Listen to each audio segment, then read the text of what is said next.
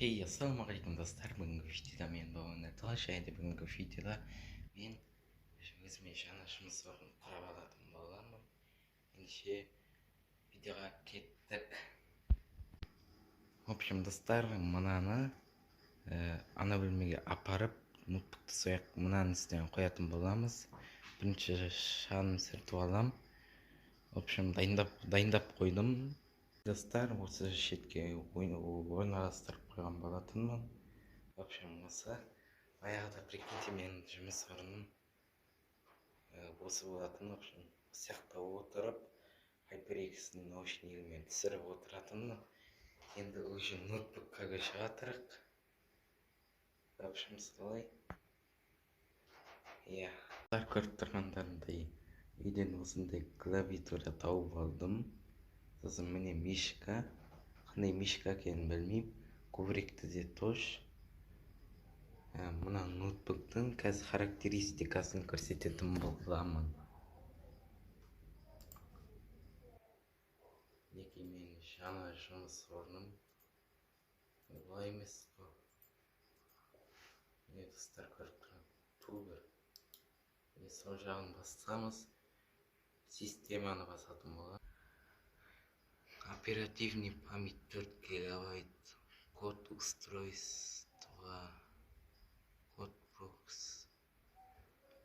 Тип системы 64 разные. Процессор X64. Процессорымыз SAT. Имя устройства, в общем, осындай. Ну, пойдет. Оперативный память алса, бәрі нормально. Сосын мен айтқандай 240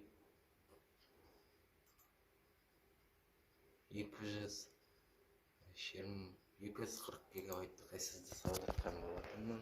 В общем, SSD-ның коробкасы ішінде жесткий диск. Көріп тұрғандарындай, осы жесткий диск болған, енді жоқ. Мына атақты фирманікі. В общем, осы прям тез қосылады. Енді осымен видео күтіңдер.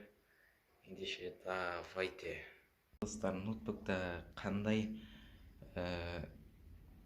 монтаж программалар, Photoshop сондай жасайтын программалар болса, комментке жазып кетіңіздер.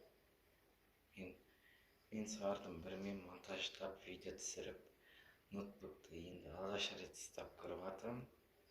В общем, солай. Осы ноутбукпен видео күтіңіздер. Ендеше давайте.